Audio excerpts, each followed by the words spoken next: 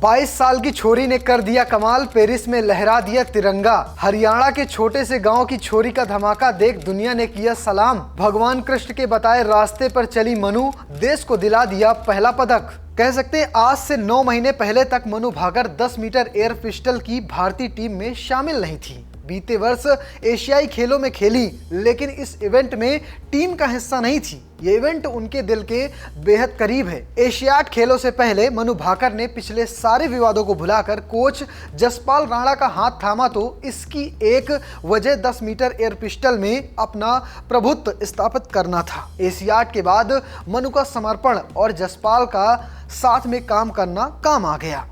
मनु ने न सिर्फ 10 मीटर एयर पिस्टल की ओलंपिक टीम में अपनी जगह बनाई, बल्कि भारत के लिए पेरिस ओलंपिक का पहला मेडल भी जीत लिया। 22 साल की मनु ने 10 मीटर एयर पिस्टल इवेंट में अपने विरोधियों को पीछे करते हुए ब्रॉन्ज मेडल जीत लिया है और इतिहास रच दिया है। मनु भाकर ओलंपिक में भारत के लिए शूटिंग में पहला मेडल जीतने वाली महिला खिलाड़ी बन गई हैं।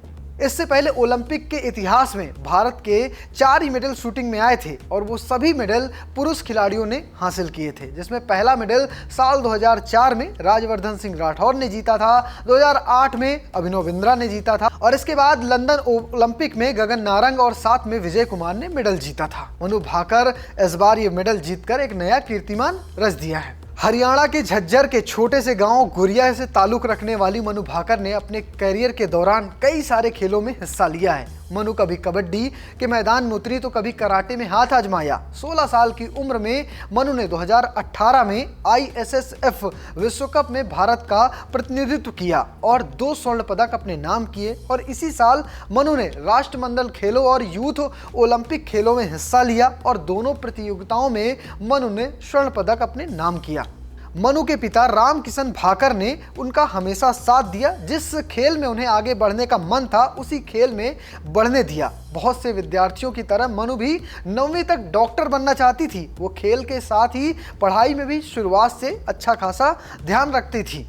10वीं में मनु का जीवन अलग मोड़ पे आया, जब कक्षा में टॉप करने के साथ ही उनका चयन शूटिंग के लिए राष्ट्रीय टीम में हुआ। उनके कोच अनिल जाखड़ के कहने पर मनु ने शूटिंग को एक और मौका दिया। 11वीं में जब वो 16 साल की थी, तब ISSF विश्व कप और राष्ट्रमंडल खेलों साथ साथ यूथ ओलंपिक खेलों में स्वर्ण पदक जीता। कहते हैं कि मनु के पिता ने अपनी बेटी के करियर के लिए अपनी नौकरी छोड़ दी थी और पूरा ध्यान मनु की तैयारियों पर और उसे हर हाल में चैंपियन बनाने में लगा दिया। आज एक पिता की पूरी मेहनत सफल हो गई है।